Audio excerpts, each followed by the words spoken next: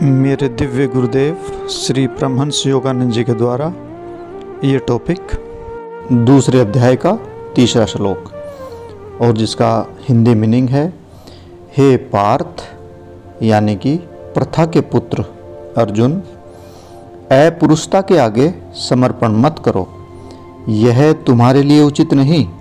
हे परंतप, शत्रुओं को भस्मीभूत करने वाले हृदय की इस तुच्छ दुर्बलता को त्याग दो और जागो। और ये टॉपिक है योगिक व्याख्या। ऊंचे परमस्तकीय मेरुदंडीय केंद्रों में जाओ। गुरु जी समझाते हैं कि हे भक्त त्याग मूर्ति, ऐसे व्यवहार के अधीन न हो जाओ जो तुम्हारे सच्चे स्वरूप, तुम्हारी आत्मा की सकारात्मक प्रकृति के लिए अशोभनीय है। हे परंतप, तुम्हारी विषयी आदतों की आसक्ति के परिणाम स्वरूप उत्पन्न इस हृदय की दुर्बलता को दूर करने के लिए अपने आत्मनियंत्रण की उग्र इच्छा शक्ति का प्रयोग करो। जागो। स्वयं को इंद्रियों के दुर्गों में और दुर्गों से उठाकर दिव्य चेतना के उच्च मेरुदंडीय चक्रों में ले जाओ। भक्त के ध्यान के निरंतर अभ्यास के द्वारा दिव्य मार्गदर्शन और अधिक से अधिक स्पष्ट होने लगता है। भक्त के लिए ईश्वर अपनी उपस्थिति की अभिव्यक्ति एक गहन शांति, आनंद और ज्ञान के रूप में करते हैं, जिसकी अनुभूति शरीर के आंतरिक स्तर तथा उसके चारों ओर त्वचा में निहित सहस्त्रों संवेदी वाहिकाओं में अनुभव होती है। इस अवस्था में प्रगति के पथ पर अग्रसर भक्त को परमात्मा उसके अंतर्ज्ञान द्वारा निर्देशित करते हैं। जब वह अपने भीतर अनंत ईश्वर की वाणी को सुनता है, अर्जुन को पार्थ अर्थात प्रथा का पुत्र संबोधित करते हुए आंतरिक वाणी भक्त राजकुमार को उसमें अंतर्निहित त्याग की शक्ति का स्मरण कराती है, जो उसे अपनी वर्तमान दुर्बलता से बचा सकती है यदि वह अपनी इच्छा शक्ति का प्रयोग करे। प्रथा अर्थात राजा शूर यानी कि भगवान श्री कृष्ण के दादा, प्रथा के बड़े भाई वासुदेव श्री कृष्ण के पिता थे कि एक सुंदर और सुशील कन्या थी। जब प्रथा बहुत छोटी थी तभी उसे शूर के निसंतान संभ्राता और घनिष्ठ मित्र कुंती भोज ने गोद ले लिया था। अपने पालक पिता के घर की रिक्तता को भरने के लिए अपने पिता को छोड़ने की इच्छा के कारण प्रथा प्रतीकात्मक रूप से भक्त की त्याग करने की इच्छा का प्रतीक है। कुंती भोज की पुत्री बनने के पश्चात प्रथा का एक नाम दिया गया और उसको कुंती कहा गया। महाभारत की उत्कृष्ट नायिका, महान पांडु राजकुमारों यानी कि युधिष्ठिर, भीम और अर्जुन की माँ तथा नकुल और सहदेव की सौतीली माँ, ये सभी कुंती की देवताओं का आह्वान करने की शक्ति से उत्पन्न हुए। इस प्रकार आध्यात्मिक व्याख्या करने पर प्रथा का कुंती बनना भक्त के वैराग्य तथा त्याग की इच्छा के द्वारा प्राप्त दिव्यता का आह्वान करने की शक्ति का प्रतीक है।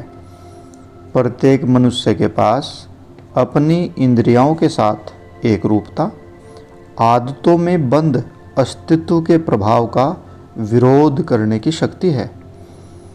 त्याग की इस शक्ति के कारण भक्त को किसी भी प्रकार की हानि नहीं होती, अपितु यह उसे अपनी आध्यात्मिक प्रगति में बाधक सभी वस्तुओं को हटाकर उनका त्याग करने का एक अवसर प्रदान करती है। जिस प्रकार एक उच्च कर्तव्य को पूरा करने के लिए प्रथा ने यानी कि कुंती ने अपने महान पिता का त्याग कर दिया, उसी प्रकार भक्त अपनी परमप्रिय बुरी आदतों के मार्गदर्शन को, जो उसकी इच्छा शक्ति को दबाने में एक पिता के समान रुचि प्रदर्शित करती है, उसको अस्वीकार करने में संकोच नहीं करता। आंतरिक वाणी कहती है, इंद्रियों से आसक्ति को त्यागो, त्याग की शक्ति का उपयोग करके सभी अपुरुष रहित गुणों का त्याग दो। ऐसा कुछ भी न करो जो आत्मा की प्रकृति के विरुद्ध जाता हो। यहाँ पर अपुरुषता का अर्थ है वह जो आत्मा के सकारात्मक पक्ष के लिए अनुपयुक्त है। अपुरुष होना या तो नकारात्मक होना है या उदासीन होना। जिस भक्त के मन की अवस्था नकारात्मक होती है, उसे अपने पुरुष उचित यानी कि सकारात्मक इच्छा शक्ति के कारण को अपनी दृष्टि से ओझल कर दिया है। इच्छा शक्ति की सकारात्मक क्रिया के बिना भक्त एक अपुरुष तटस्थता का यानी कि उदासीनता का शिकार हो जाता है। अर्जुन ऐसी ही अवस्था में फंस गया है, इसलिए परमात्मा उसे चेतावनी देते हैं कि तटस्थ न हो, उदासीन न हो। वह अवस्था नकारात्मकता से भी बहुत बुरी होती है।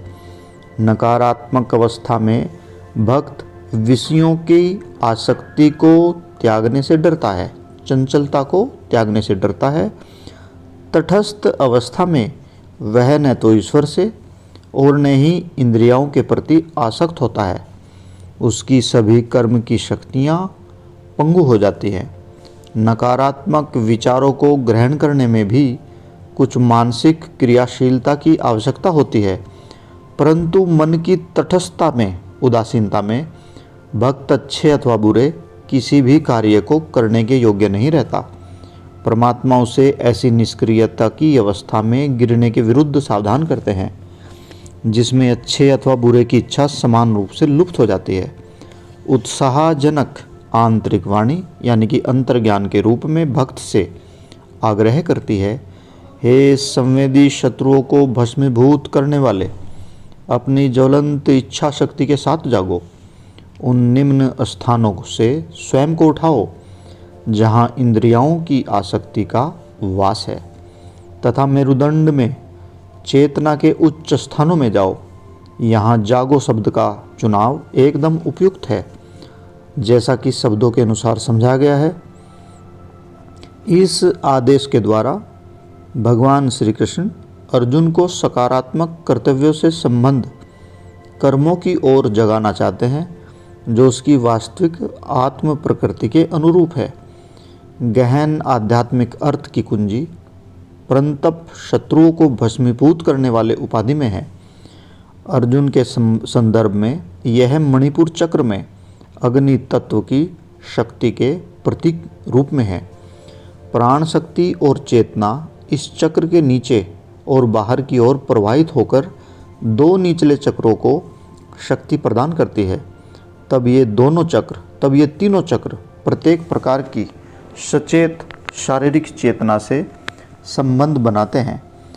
इसकी अपेक्षा जब मणिपुर चक्र में यानी कि अर्जुन अर्थात आत्मनियंत्रण की शक्ति के द्वारा उच्च चक्रों में प्राण एवं चेतना को एकाग्र करके अग्नीय ऊर्जा को यानी कि प्राणों को ऊपर की ओर मोड़ा जाता है, तो संपूर्ण अस्तित्व आध्यात्मिक हो जाता है। यद्यपि सभी संवेदनाएं मस्तिष्क में अनुभव किए जाते हैं, वे शरीर की त्वचा के ऊपर अथवा भीतर कुछ बिंदुओं में केंद्रित होते हुए प्रतीत होते हैं। संपूर्ण त्वचा की सतह अनेक प्रकार की संवेदनशीलता रखती है, जैसे मुंह स्वाद का अनुभव करता है और कान का पर्दा ध्वनि का और त्वचा स्पर्श का और नेत्र दृष्टि का और नासिका गंध का। भौतिकवादी मनुष्य इन बाहरी संवेदनशीलताओं के साथ अपनी चेतना को एक रूप बनाता है। भक्त त्वचा की सतह पर रहने से दूर हो जाता है। वह विषयी सुखों के साथ जुआ खेलते खेलते थक चुका है। वह अपनी चेतना को मूलाधार, स्वादिष्ठान और मणिपुर चक्र, जो निम्न विषयी प्रवृत्तियों को नियंत्रित करते हैं, से हटाता है और अनाहत या विशुद्ध चक्रों में और उससे भी आगे उच्च कुटस्थ केंद्र की ओर ले जाता है। अनाहत यानी कि दिव्य प्रेम और प्राण शक्ति के नियंत्रण का केंद्र, विशुद्ध समुद्र के समान स्पंदनशील और दिव्य शक्ति का केंद्र है और शांति का केंद्र है, जो भगवान श्री कृष्ण यानी कि क्राइस्ट भ्रूमध्य में कुटस्थ केंद्र, कुटस्थ चैतन्य अथवा ईश्वरीय चैतन्य का केंद्र है, जो सृष्टि एवं इसके परिमापक स्थान के प्रत्येक परमाणु के भीतर की प्रज्ञा, ज्ञान या ब्रह्म की उपस्थिति का प्रतिबिंब है। एक मनुष्य जो मानसिक रूप से नकारात्मक अथवा उदासीन है या कामुक विचारों और अन्य प्रकार की संवेदी व्यस्तताओं के साथ एक रूप हुआ है, वह अपनी चेतना को मेरुदंड के नीचे निचले चक्रों के माध्यम से बाहर की ओर क्रियाशील पाता है। उसे त्वचा की सतह पर जीने वाला कहा जा सकता है, क्योंकि उसकी चेतना उसके अपने छोटे से शरीर की परिधि से ही बंधी होती है। जब भी कोई व्यक्ति दिव्य प्रेम अथवा आध्यात्मिक ऊर्जा का अनुभव करता है, उसकी चेतना अनाहत चक्र पर पहुंच गई है। ब्रह्मांडीय स्पंदनशील ऊर्जा और ब्रह्मांडीय शांति के साथ संपर्क के समय में भक्त विशुद्ध चक्र के क्षेत्र में विचरता है। ध्यान में नित्य नवीन आनंद के अनुभव का अर्थ है भक्त कुटस्थ केंद्र में कार्यरत है। अर्जुन का मन त्वचा की सतह पर माया के द्वारा सीमित संवेदी केंद्रों पर भटक रहा था।